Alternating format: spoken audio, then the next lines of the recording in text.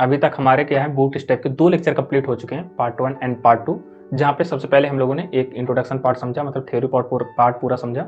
उसके बाद हमने इंप्लीमेंटेशन समझा, किस तरह से इंप्लीमेंट करते हैं और कंपोनेंट क्या होते हैं। जो हमारा आज का लेक्चर होने वाला है, इस पे हम लोग पूरा डिस्कस करने वाले हैं कि जो पूरा ग्रिड सिस्टम है पूरा, किस तरह से इसमें अलग अलग कॉलम अलग अलग तरीके से डिवाइड किए जाते हैं, फिर किस तरह से मर्ज किया जाता है, सारी चीजें हम एक एक करके यहाँ पे विद एग्जाम्पल समझने वाले हैं। तो इस लेक्चर ये वाला लेक्चर है बहुत ही ज्यादा इंपॉर्टेंट है, इसे आप लोगों को ध्यान से समझना है और अंत तक सारे टॉपिक है उन्हें जरूर समझना है क्रम से।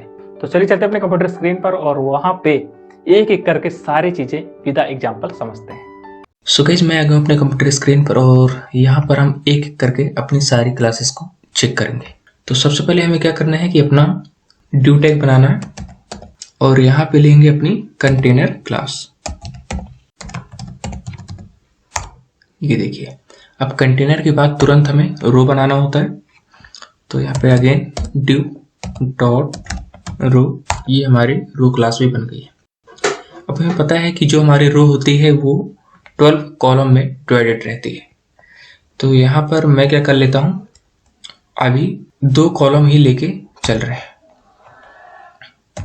तो ड्यू डॉट कॉल मल्टीप्लाई 2, ये इसका शॉर्टकट है। तो यहाँ पे मैंने 2 कॉलम बना लिए हैं। तो अभी तक हम क्या करते थे, जब भी हमें कॉलम वाइज डिवाइड करना होता था तो यहाँ पे हम क्या करते थे, हाइफन करके जितने कॉलम हमें डिवाइड करना है वो यहाँ पे डिजिट में उसके नंबरिंग करते थे। जैसे यहाँ पे मुझे 5 में डिवाइड करना है इसे, तो कॉल -5 इतना कर देते थे कुछ, तभी इसके कुछ आउटपुट में इफेक्ट नहीं पड़ेगा क्योंकि हमने कुछ इसका कलर नहीं दिया या फिर हाइट वेट नहीं दी है। तो सबसे पहले क्या कर लेते हैं, कंटेनर के कुछ अलग से स्टाइल लगा के हाइट दे देते हैं। स्टाइल मैं हाइट कर देता हूं इसमें 300 पिक्सल और इसका कुछ बैकग्राउंड कलर कर देंगे BG और NG वार्निंग। सेव करते हैं और आउटपुट में देखते हैं क्या इफेक्ट पड़ रहा है। ये देखिए, यहाँ पर कुछ हमारे कंटेनर का बैकग्राउंड कलर हमारा कुछ येलो कलर का हो चुका है। तो हमने कंटेनर क्लास यूज की है तो इसलिए ये लेफ्ट एंड राइट से स्पेस छोड़ रहा है, ठीक है। और ये टाइम के बाद अपना फुल विड्थ ले लेगा। तो अगर इसे इंस्पेक्ट करके देखें तो यहाँ से आप लोग देख सकते हैं एक टाइम के बाद ये अपना फुल विड्थ ले लेगा जैसे ही एक्स्ट्रा स्मॉल डिवाइस के पास पहुंचेगा। ये देखिए,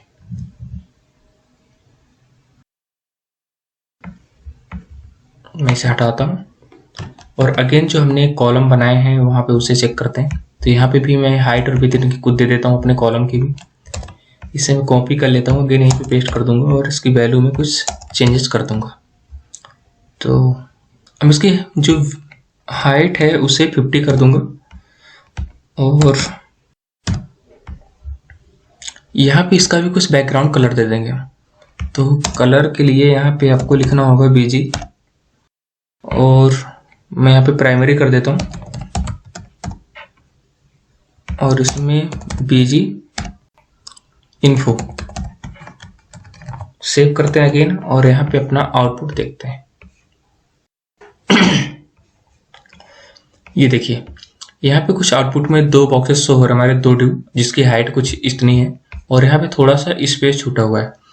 स्पेस क्यों छूटा हुआ है, क्योंकि यहाँ पे हम लोगों ने 5 ही कॉलम लिया है, यानी कि 10 ही हुए हैं और 2 कॉलम के बराबर स्पेस हमारा छूट चुका है। अगर हम चाहते हैं कि दोनों इक्वल पार्ट में अपने आप ही डिवाइड हो जाए तो यहाँ पे मैं यहाँ पे पहले कॉल लिख देता हूँ पहचान के लिए।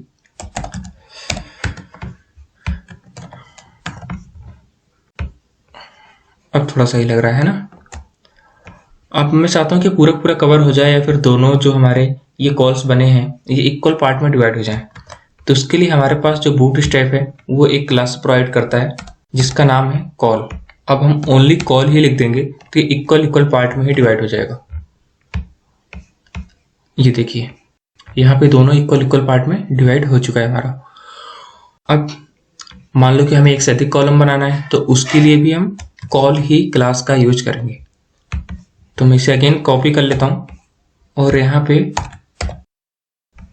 एक बार पेस्ट कर देते हैं और यहाँ पे जो हमारा टेक्स्ट लिखा है मैं इसे कॉल 3 कर देता हूँ पहचान के लिए और इसे कॉल 4। तो अब अगर हम देखें, मैं इसका कलर भी चेंज कर देता हूँ, प्राइमरी इन्फो, अब मैं इसका कलर सेकेंडरी कर दूंगा, एंड इसका बीजी डेंजर।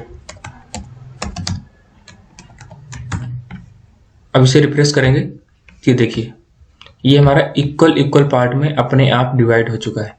इससे हमें पता चल गया जो हमारा बूटस्ट्रैप है वो हमें एक अलग से क्लासेस प्रोवाइड कराता है जिसका नाम है ओनली कॉल। अगर हम कॉल ही समय डिवाइड कर देंगे तो हमें अलग अलग इनका साइज बताने की कोई नीड नहीं है कि कॉल 4 या कॉल 6 से कुछ इस तरह से बताना हो, ये इक्वल पार्ट में ही अपने आप डिवाइड हो जाएगा। तो आप लोगों ने देखा कि कितना आसानी से हम कर सकते हैं अगर इक्वल पार्ट में हमें अपने ड्यू को डिवाइड करना है तो। अब जो नेक्स्ट हमारी क्लास है, तो अगर हम चाहते हैं कि जितना हमने इसमें टेक्स्ट लिखा है उतना ही विथ ले हमारा ड्यू, तो उसके लिए हमें हमारे पास एक अदर क्लास है जिसका नाम है कॉल ऑटो। तो अगर यहाँ पे जो कॉल टू लिखा है इतना ही टेक्स्ट लिखा है, मैं इसका टेक्स्ट थोड़ा सा और बढ़ा देता हूँ,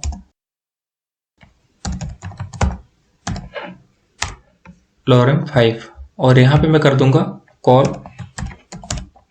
ऑटो। सेव करेंगे, यहाँ रिफ्रेश करेंगे, तो ये देखिए यहाँ पे आप लोग देख पा रहे हो जितना इसके अंदर टेक्स्ट है उतना ही अब इस ड्यू ने विथ लिया है। यहाँ पे देख पा रहे होंगे आप लोग ये चीज। तो अगर हम चाहते हैं कि जितना टेक्स्ट हो उतना ही विथ ले कोई भी ड्यू या फिर हमारा ये कॉलम, तो उसके लिए आपको कॉल ऑटो क्लास का यूज करना पड़ेगा।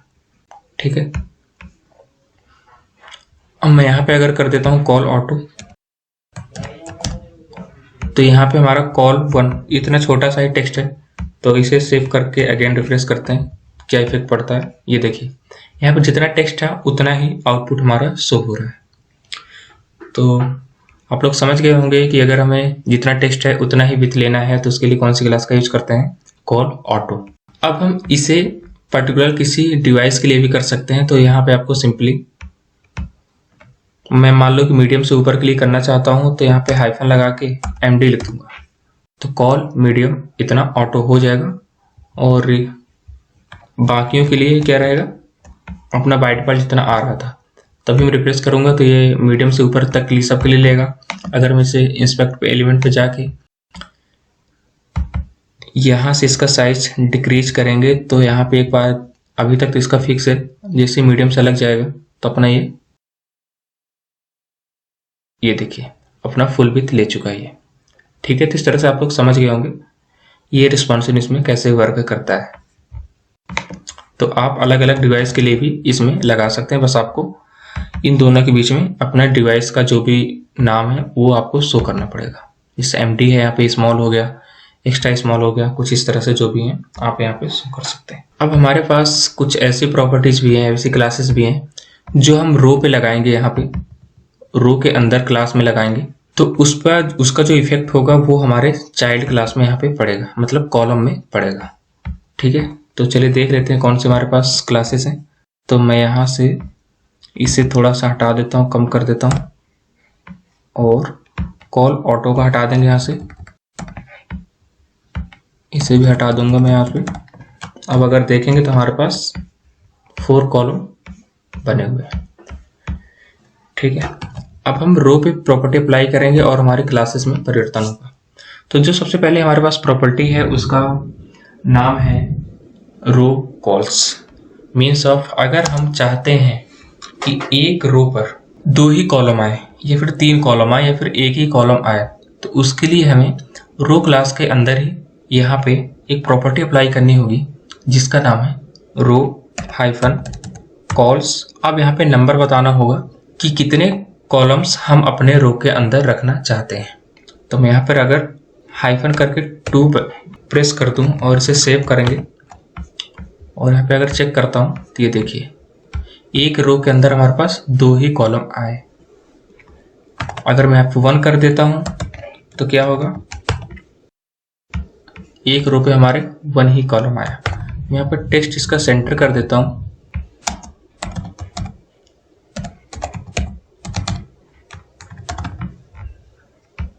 ये देखिए इसका टेक्स्ट सेंटर हो चुका है हमारा। तो अगर हमें टेक्स्ट को सेंटर करना है तो हमें क्या करना पड़ेगा, टेक्स्ट सेंटर क्लास का यूज करना पड़ेगा।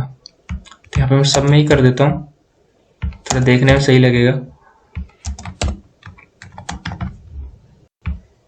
ये देखिए, तो इस तरह से आप डिफाइन कर सकते हैं। अगर आपको एक रो के अंदर, अपने रो के अंदर एक ही पर्टिकुलर कॉलम चाहिए या फिर एक से अधिक कॉलम चाहिए, तो आपको रो के अंदर यहाँ पे बताना पड़ेगा कि हमें रो के अंदर कितने कॉलम चाहिए। मैं यहाँ पे 3 कर दूंगा अगर, तो यहाँ पे पहले रो पे हमारे 3 कॉलम बन के आ जाएंगे। ये देखिए, कॉल 1, कॉल 2, कॉल 3। इस तरह से आप डिफाइन कर सकते हैं। इसमें रिस्पॉन्सिवनेस में, इसके रिस्पॉन्सिवनेस में कोई इफेक्ट नहीं पड़ेगा। ये देखिए, एक रो पे हमारे 3 कॉलम हैं, इसमें कोई हमारी दिक्कत नहीं है। अब सेम अगर हम चाहते हैं कि जितना इस रो के अंदर जो भी हमारे कॉलम्स हैं, इसमें जितना टेक्स्ट लिखा है वो उतना ही विथ ले, जैसा कि अभी तक हमने कॉलम के अंदर किया था। तो ऐसा करने के लिए हम रो के अंदर एक क्लासेस देंगे जिसका नाम है रो कॉल्स ऑटो। तो अब यहाँ पे जितने भी कॉलम्स हैं हमारे और उनके अंदर जितना भी टेक्स्ट रखा गया है, ये उतना ही विथ लेंगे जितना इनके अंदर टेक्स्ट रखा गया है। तो हमने ये अपनी क्लास रो के अंदर डिफाइन कर दी, तो ये सब पे अप्लाई हो जाएगा। सेव करते हैं और यहाँ पे रिफ्रेश करते हैं। ये देखिए, यहाँ पे जो हमारे चारों कॉल्स थे, जितना इनके अंदर टेक्स्ट है उतना ही अब इन सारों ने विथ लिया है। यहाँ से आप लोग देख सकते हैं। तो इस तरह से अगर हम कुछ करना चाहते हैं कि जितना उनके अंदर टेक्स्ट है या फिर एलिमेंट जो भी है उतना ही विथ ले, तो इसके लिए आपको रो के अंदर आपको बताना होगा कि रो कॉल्स ऑटो, ये वाली क्लास का यूज करना होगा। अब जो हमारे नेक्स्ट प्रॉपर्टी आ जाती है वो फ्लेक्स बॉक्स की प्रॉपर्टी है। तो फ्लेक्स बॉक्स आप लोगों ने CSS में भी पढ़ा होगा, तो वही सेम चीज़ यहाँ पे भी है, फ्लेक्स बॉक्स। तो चलिए उन्हें एक एक करके समझ लेते हैं। तो सबसे पहले मैं क्या करता हूँ, यहाँ पे जो हमारे कुछ प्रॉपर्टी हैं इसे मैं हटा देता हूँ, रो कॉल्स, और सेव करेंगे इसे। मैं इसका थोड़ा हाइट, अपने जो कंटेनर है उसका हाइट इंक्रीज कर दूंगा, जरा 4 कर देता हूँ, 400 पिक्सल्स, एंड इसे रिफ्रेश करेंगे तो इतना हो गया। अब हमें पता है कि फ्लेक्स बॉक्स में 2 तरह की प्रॉपर्टी हमारी आएंगी, एक हॉरिजॉन्टल के लिए, एक वर्टिकल के लिए। तो जो हमारी वर्टिकल है वो कुछ इस तरह से वर्क करेगी कि अगर मैं स्टार्ट लिखता हूँ तो सबसे ऊपर से स्टार्ट होगा, अगर मैं सेंटर लिखता हूँ तो सेंटर में स्टार्ट हो जाएगी, हमारे जितने भी एलिमेंट सेंटर पे आ जाएंगे। अगर मैं एंड करता हूँ तो सबसे लास्ट में आ जाएंगे। वही चीज़ अगर मैं हॉरिजॉन्टल में वर्क करूँ तो हॉरिजॉन्टल हमारा किस तरह वर्क करता है, उसमें भी सेम ही प्रॉपर्टी वर्क करेंगे, स्टार्ट, सेंटर एंड एंड। तो चलिए देख लेते हैं कौन कौन से किसके लिए प्रॉपर्टी यूज की जाएंगी। तो ये जो फ्लेक्स की हमारी प्रॉपर्टी होंगी वो रो के अंदर ही अप्लाई होंगी, ये आपको ध्यान में रखना है। और मैं क्या करता हूँ कि अपना जो स्टाइल है इसका हाइट भी मैं हटा देता हूँ। तो ये सारे हाइट्स में, हाइट जितनी भी है हमारे, इसे हर एक कॉलम से मैं हटा दूंगा।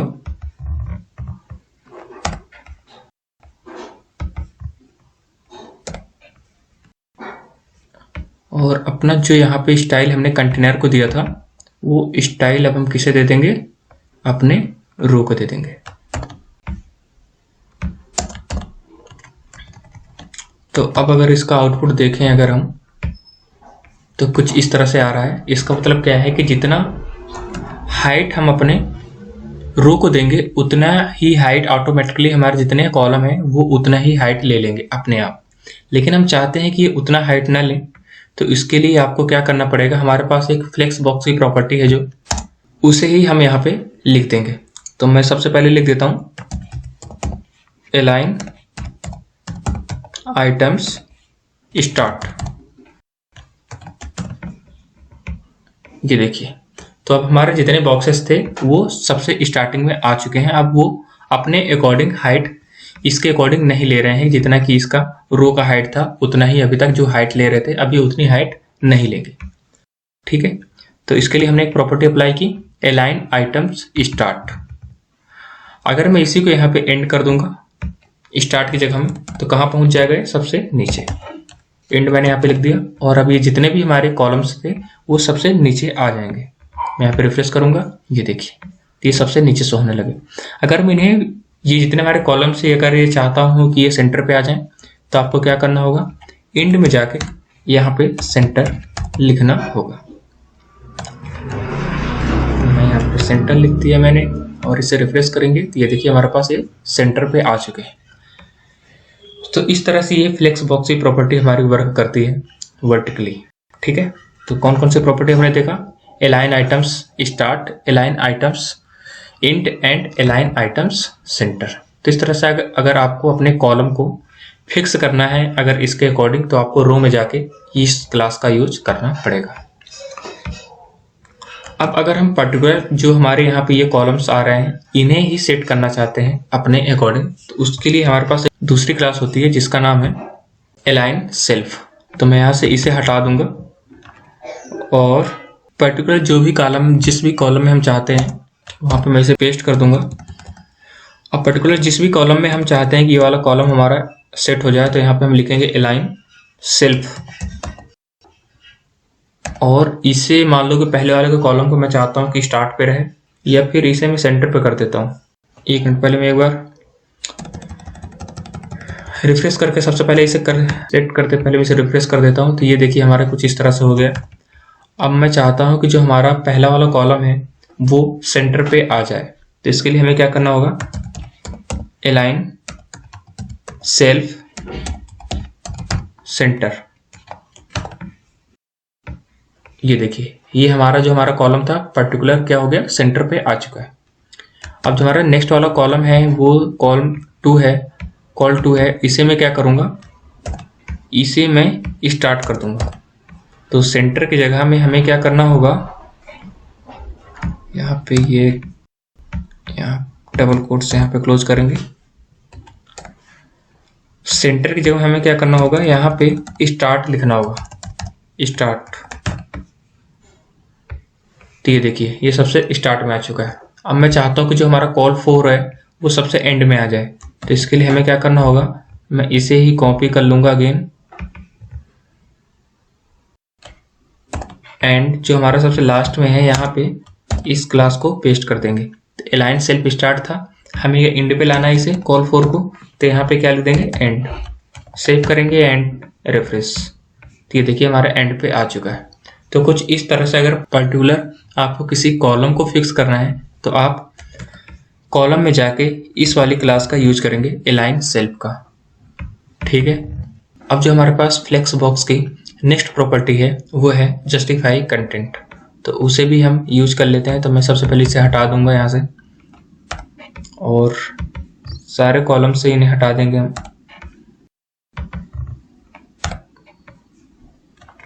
अब अगर देखें तो यहाँ पे कुछ आउटपुट इस तरह से आ रहा है। और मैं क्या करता हूँ, जो हमारे इसमें 4 कॉलम बने हुए हैं मैं 2 ही कॉलम यहाँ पे रखता हूँ। मैं इसे कमेंट कर दूंगा और इसे सेव करके एक बार देखते हैं क्या इफेक्ट पड़ रहा है। ये देखिए हमारे पास 2 ही कॉलम अब बचे हैं और इसका बैकग्राउंड हमारा जो था, हमने रो का जो बैकग्राउंड कलर दिया है वो कंटेनर का वो वार्निंग है हमारा। तो जो बैकग्राउंड कलर हमने दिया वो यहाँ पे बैकग्राउंड कलर शो हो रहा है और बाकी के जो हमारे 2 कॉलम बचे हैं तो कॉल 1 एंड कॉल 2 है। अब हम इसमें प्रॉपर्टी अप्लाई करेंगे अपने रो पर, जस्टिफाई कंटेंट।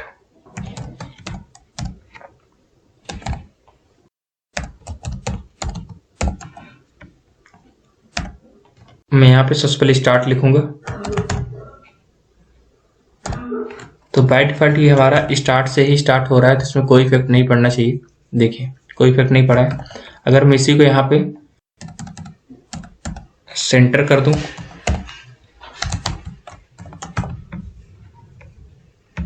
तो ये देखिए हमारे दोनों कॉलम्स हमारे कहाँ पे आ गए? सेंटर पे आ गए। अगर मैं इसी को चाहता हूँ कि एंड पे आ जाए, तो यहाँ पे सेंटर की जगह में सिंपली आपको एंड लिख देना है। सेव करेंगे एंड रिफ्रेश। तो इस तरह से आप देख सकते हैं कि अपने हम जो हमारे कॉलम्स हैं वो हम कहीं भी फिक्स कर सकते हैं अपने फ्लेक्स बॉक्स की प्रॉपर्टी की हेल्प से। तो इस तरह से हमें बूटस्ट्रैप मल्टीपल क्लासेस प्रोवाइड कराता है। तो आप बस उनको प्रैक्टिस करना है बार बार इन सारी क्लासेस का, तो आप आसानी से अपने पेज को डिजाइन कर सकते हैं। अब जो हमारे पास नेक्स्ट प्रॉपर्टी है वो कुछ इस तरह से है। मान लो कि आप जो हमारे ये कॉलम्स आ रहे हैं इनके चारों तरफ से आप इक्वल पार्ट में गैप चाहते हो, तो गैप लाने के लिए भी हमारे पास मल्टीपल क्लासेस हमें बूटस्ट्रैप प्रोवाइड कराता है। तो चलिए देख लेते हैं कौन कौन से हमारे पास क्लासेस हैं। तो जो सबसे पहली वाली क्लास है हमारी, मैं यहाँ पे कर देता हूँ जो जस्टिफाई कंटेंट है। यहाँ पे अराउंड लिखूंगा सबसे पहले।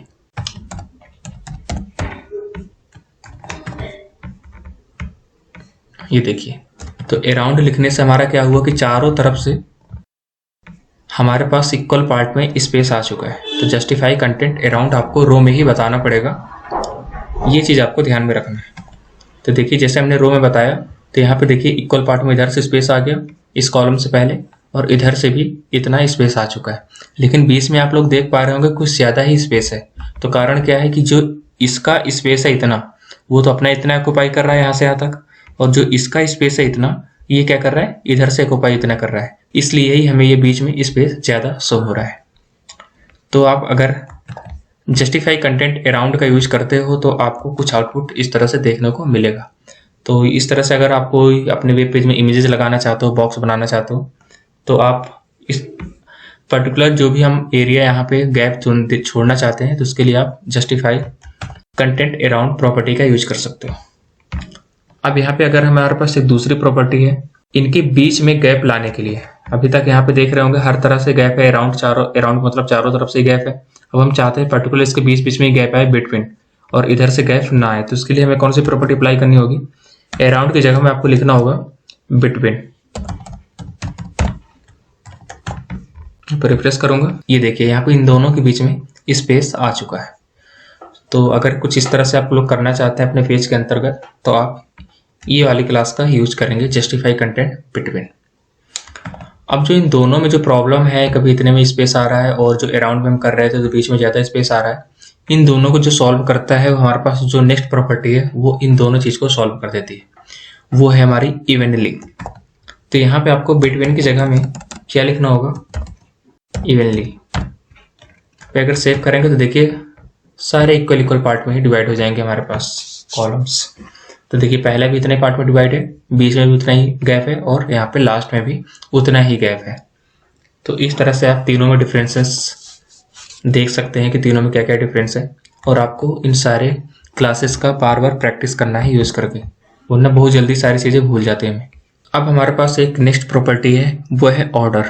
तो ऑर्डर को देखने से पहले मैं क्या करता हूँ, इन्हें अनकमेंट कर देता हूँ, और यहाँ पे देखिए कॉल 1, कॉल 2, कॉल 3, कॉल 4 हमारे पास 4 कॉलम आ चुके हैं। तो ऑर्डर का मतलब क्या है कि अगर मैं चाहता हूँ कि जैसे ही इस डिवाइस पे है हमारा भी, ये लार्ज डिवाइस पे है, तो हमारे कुछ क्रम से आ रहे हैं कॉल 1, कॉल 2, कॉल 3, कॉल 4। मैं चाहता हूँ कि जैसे ही मीडियम डिवाइस पे पहुँचे या फिर स्मॉल डिवाइस पे पहुँचे, तो इनका अपना एक क्रम ऑर्डर चेंज हो जाए। कॉल 4 कॉल 1 की जगह पे आ जाए, कॉल 1 कॉल 2 की जगह पहुँच जाए, या फिर कॉल 2 कॉल 3 की जगह पहुँच जाए, कुछ इस तरह से आपस में ये एक्सचेंज हो जाए। तो इसके लिए हमारे पास बूटस्ट्रैप एक क्लास प्रोवाइड कराता है जिसका नाम है ऑर्डर।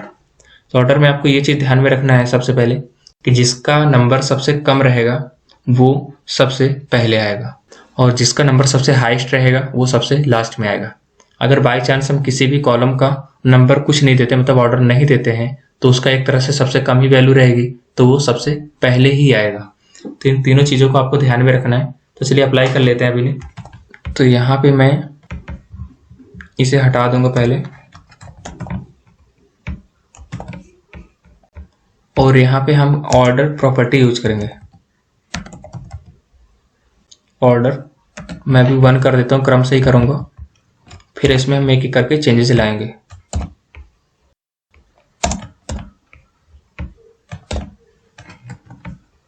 मैं ऑर्डर 2 कर देता हूँ इसे ऑर्डर 3 एंड ऑर्डर 4। तो अगर हम अभी रिफ्रेश करेंगे तो कोई इफेक्ट नहीं पड़ेगा, ये देखिए। अब यहाँ पे ध्यान से देखेंगे, मैं सबसे पहले वाली की वैल्यू क्या कर देता हूँ, 4 कर देता हूँ। तो कॉल 1 कहाँ पहुँच जाएगा, सबसे लास्ट में पहुँच जाएगा। और मैं इसकी क्या कर देता हूँ, कॉल 3, ये फिर मैं कॉल 2 कर देता हूँ इसे, और इसे मैं कॉल 1 कर दूंगा, और लास्ट वाला जो है हमारा कॉल 4, इसे मैं कॉल ऑर्डर 3 कर दूंगा। ठीक है, तो इस तरह से हमने वैल्यू दे दी, आप लोग देख पा रहे होंगे। जो कॉलम 1 है उसे मैंने ऑर्डर 4 प्रॉपर्टी दी है, और जो कॉलम 2 है उसे मैंने ऑर्डर 2 प्रॉपर्टी दी है, और जो हमारा कॉलम 3 है इसे हमने क्या किया है, ऑर्डर 1 प्रॉपर्टी दी है, और जो हमारा लास्ट वाला है कॉलम 4, इसे हमने क्या किया है, ऑर्डर 3 प्रॉपर्टी दी है। तो आप इसके अकॉर्डिंग चेंजेस देख सकते हैं यहाँ पे। ये देखिए हमारे चेंज हो गए, कॉल 3 यहाँ पे आ गया, कॉल 2 यहाँ पे आ गया, कॉल 4 कॉल 1। अब अगर मैं इसे इंस्पेक्ट में जाऊंगा तो क्या इसमें इफेक्ट पड़ेगा, चेक कर लेते हैं।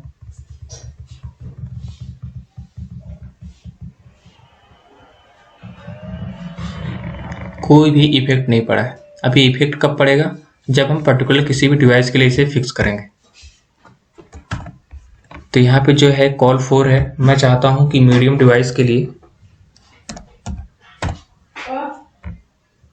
ये सारे वर्क करें, तो मैं समय मीडियम कर देता हूँ।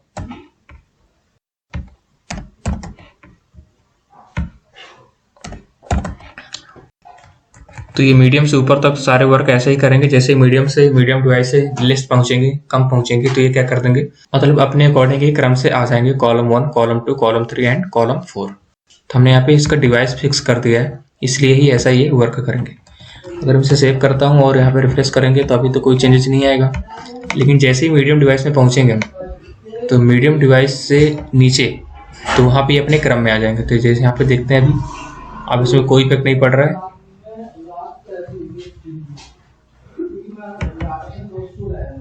ये देखिए, जैसे हम 700 कुछ यहाँ पे पिक्सल्स में आए तो यहाँ पे देखिए कॉल 1 आ गया, कॉल 2, कॉल 3, कॉल 4। तो इस तरह से आप अलग अलग डिवाइस के लिए इन्हें फिक्स भी कर सकते हैं।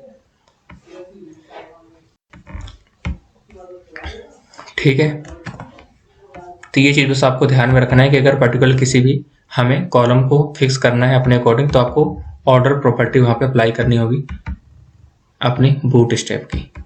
ठीक है, अब हमारे पास जो नेक्स्ट प्रॉपर्टी है उसका नाम है ऑफसेट। इसका यूज क्या होता है? इसका यूज कॉलम से पहले स्पेस देने के लिए किया जाता है। मान लो कि आप जो भी हमारे पास कॉलम्स हैं यहाँ पे, ये इनसे पहले आप स्पेस देना चाहते हो। मान लो कि कॉल जो हमारा 3 है इससे पहले स्पेस थोड़ा सा आ जाए कॉलम के बराबर, या फिर जो हमारा कॉल 2 है इससे पहले स्पेस आ जाए 2 कॉलम के बराबर। तो इसके लिए हम ऑफसेट प्रॉपर्टी का यूज करते हैं। तो मैं क्या करता हूँ, सबसे पहले यहाँ पे 2 कॉलम ही बनाऊंगा। मैं जो लास्ट के 2 है उन्हें कमेंट कर दूंगा। ये देखिए, और मैं इनका ऑर्डर भी हटा देता हूँ जिससे हमें सही से विजुअल हो पाए। ये देखिए, अब हमारे कॉल 1 एंड कॉल 2 दो ही हमारे कॉलम बचे। अब मैं चाहता हूँ कि जो हमारा कॉल 1 है इससे पहले एक कॉलम के बराबर स्पेस आ जाए। तो इसके लिए आपको क्या करना होगा, जो हमारे कॉल 1 है यहाँ पे ऑफसेट प्रॉपर्टी अप्लाई करनी होगी। तो इसके लिए ऑफ सेट लिखना होगा आपको, और आप जितने कॉलम का स्पेस देना चाहते हैं वो यहाँ पे हाइफन करके आपको बताना होगा कि कितने कॉलम का स्पेस चाहते हैं। अगर इसे सेव करेंगे तो जो कॉल 1 है इससे पहले एक कॉलम का स्पेस आ चुका है, देखो। अब अगर आप चाहते हैं कि नहीं मुझे 2 कॉलम का स्पेस चाहिए, तो सिंपली 1 की जगह में आपको 2 लिख देना है और इसे सेव करेंगे, और यहाँ पे जैसे रिफ्रेश करेंगे तो 2 कॉलम के बराबर यहाँ पे स्पेस आ चुका है, देख सकते हैं आप लोग। अब यहाँ पे मान लो कि कॉलम 2 से पहले आपको स्पेस चाहिए, तो यहाँ पे सिंपली आपको जाना है, मैं इसे कॉपी कर लूँगा और अगेन यहाँ पे पेस्ट कर देंगे। और मुझे यहाँ पे मान लो कि 1 कॉलम का स्पेस चाहिए कॉल 2 से पहले, तो मैं यहाँ पे इसे रिफ्रेश करूँगा और यहाँ पे देखिए 1 कॉलम का स्पेस आ चुका है। यहीं पे मान लो आपको 3 कॉलम का चाहिए, तो सिंपली आपको नंबर यहाँ पे चेंज कर देना है और यहाँ पे देखिए 3 कॉलम के बराबर स्पेस हमारा आ चुका है। तो इस तरह से आप पर्टिकुलर किसी भी एलिमेंट के साथ ये सारी प्रॉपर्टी अप्लाई कर सकते हैं, बशर्ते आपको इनकी बहुत ज़्यादा ही प्रैक्टिस करनी है। और मैं बार बार बोल रहा हूँ कि ये सारी चीज़ें भूल जाती हैं अगर हमें प्रैक्टिस पे नहीं रखेंगे तो। अब ये पर्टिकुलर किसी भी डिवाइस के लिए भी आप रख सकते हैं, कि जैसे कि मैं यहाँ पे MD लिख देता हूँ, तो जो हमारा कॉल 2 है मीडियम से ऊपर तक तो ये अप्लाई करेगा, लेकिन जैसे ही मीडियम से नीचे वाले प्रॉपर्टी उसमें डिवाइस में पहुँचेगा तब क्या हो जाएगा, सिंपल हो जाएगा। तो यहाँ पे मैं अगर इसे रिफ्रेश करूँ तो कोई इफेक्ट अभी नहीं पड़ रहा है क्योंकि मीडियम से हाई है। अब इससे मैं क्या करूँगा, रिस्पॉन्सिवनेस करूँगा, रिस्पॉन्सिवनेस चेक करूँगा। ये देखिए, अभी तक तो इसमें स्पेस था, जितना हमने मीडियम के लिए प्रॉपर्टी अप्लाई की थी तो मीडियम से ऊपर तक सब में स्पेस बराबर आ रहा है, लेकिन जैसे मीडियम या मीडियम से नीचे पहुंचेंगे तो क्या स्पेस नहीं आएगा। आप ये देखिए पूरा हमारा हट चुका है। तो इस तरह से आप पर्टिकुलर किसी भी डिवाइस के लिए भी ये प्रॉपर्टी सेट कर सकते हैं कुछ इस तरह से। यहाँ पे भाई बीच में आपको डिवाइस का नाम रखना पड़ेगा। ठीक है, अब हमारे पास कुछ क्लासेस आ जाती हैं, जैसे कि आपको टेक्स्ट का कलर मान लो हाइट रखना है या फिर टेक्स्ट का कलर आपको चेंज करना है। तो यहाँ पे जो हमने पहली प्रॉपर्टी एक अप्लाई कर दी थी टेक्स्ट के लिए, टेक्स्ट सेंटर। तो अगर किसी भी टेक्स्ट को आपको सेंटर में रखना था तो आपको सिंपली टेक्स्ट सेंटर लिख देना था। अगर आप टेक्स्ट को एंड में रखना चाहते हो तो यहाँ पर टेक्स्ट सेंटर की जगह में क्या रख देना है, इंड। तो जितना हमारे सेंटर पे था अब ये कहाँ पे आ जाएंगे, ये एंड पे आ जाएंगे टेक्स्ट। ये देखिए दोनों के हमारे टेक्स्ट, एक का तो हमने एक पे अप्लाई किया है तो एक पे एंड पे हमारा आ रहा है। ठीक है, अगर मैं इसी चीज को नीचे वाले में भी अप्लाई कर दूंगा, इसके टेक्स्ट इंड,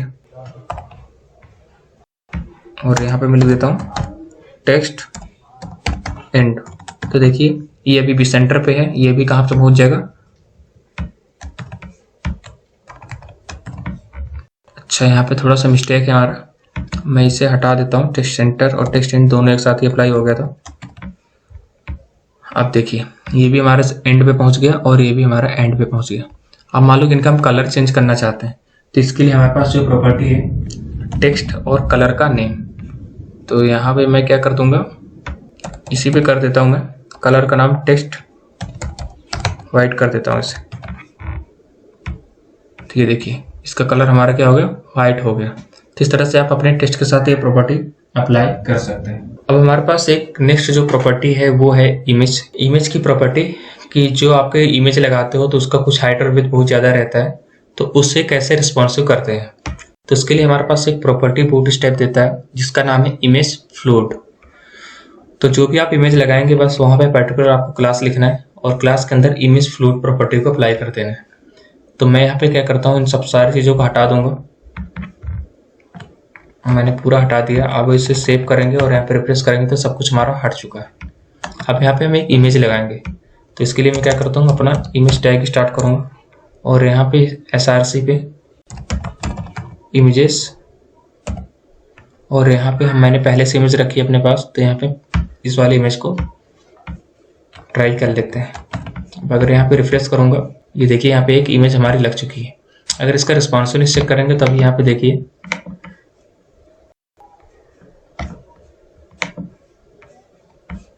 ये देखिए कुछ इस तरह से हमारा आ रहा है। ये कुछ पता नहीं चल रहा है कि हमारा रिस्पॉन्सिव है या नहीं है, तो हमारे ये क्या है, इमेज हमारी रिस्पॉन्सिव नहीं है। ये देखिए कुछ इस तरह से शो हो रहा है। अगर इसमें छोटा करता जाऊं, ये देखिए तो हमारी इमेज रिस्पॉन्सिव नहीं है, ये देखिए। लेकिन हमें इसे रिस्पॉन्सिव बनाने के लिए हमारे पास एक क्लास है, उसका नाम है इमेज फ्लोट। तो आपको यहाँ पे क्लास बनाना होगा, क्लास, और यहाँ पे लिखना होगा इमेज फ्लोट। अब इसे सेव करेंगे और यहाँ पे अगेन हम अपना रिस्पॉन्सिवनेस चेक करेंगे।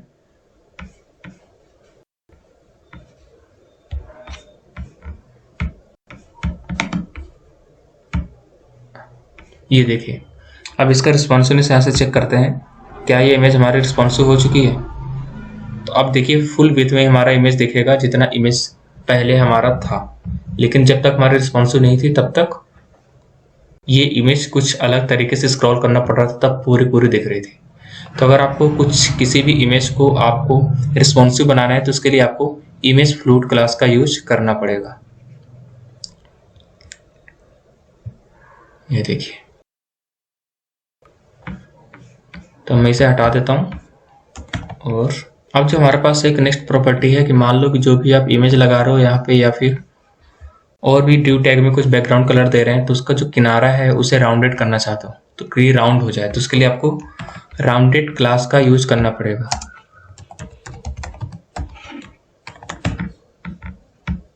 ये देखिए, तो यहाँ पे अगर इसका कोना देखेंगे तो यहाँ पे राउंड हो चुका है, लेकिन अभी तक जैसे हमने यहाँ पे राउंडेड नहीं लगाया था तब कैसे शो हो रहा था, यहाँ पे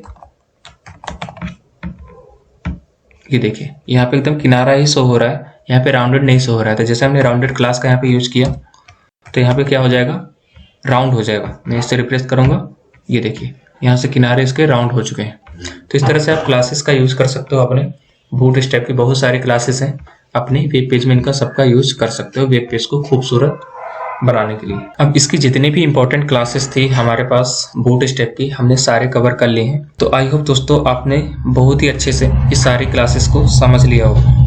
अब आपको क्या करना है, इन सारी क्लासेस का बार बार यूज करके अपना कुछ ना कुछ एक प्रोजेक्ट बनाना है। तो जब आप प्रोजेक्ट बनाओगे तभी इन सारी क्लासेस का रियल में यूज कर पाओगे, वरना हम इस तरह से सीख लेते हैं कि ये सारी क्लासेस का यूज क्या है, लेकिन जैसे ही प्रोजेक्ट बनाने बैठते हैं तो हमसे ये काम नहीं हो पाता है। तो कुछ भी चीज़ सीखो कोडिंग के अंतर्गत तो उसे प्रोजेक्ट पे अप्लाई करो। तो अगर आप प्रोजेक्ट बना लेते हो उन सारी चीज़ों को सीखने के बाद, तब ये लगेगा कि हाँ हमने कुछ सीखा है। तो ये कोशिश करना कि जितनी भी चीज़ें सीखो, आप अगर कोडिंग लाइन पे हो तो सबका अपना एक प्रोजेक्ट जरूर बनाना। तो आई होप आपको ये सारे पॉइंट समझ में आए होंगे। तो अगर आप लोगों ने अभी तक चैनल को सब्सक्राइब नहीं किया है तो इसे ज़रूर कर लेना, और मिलेंगे बहुत जल्द अपने नेक्स्ट वीडियो में। Thank you so much guys.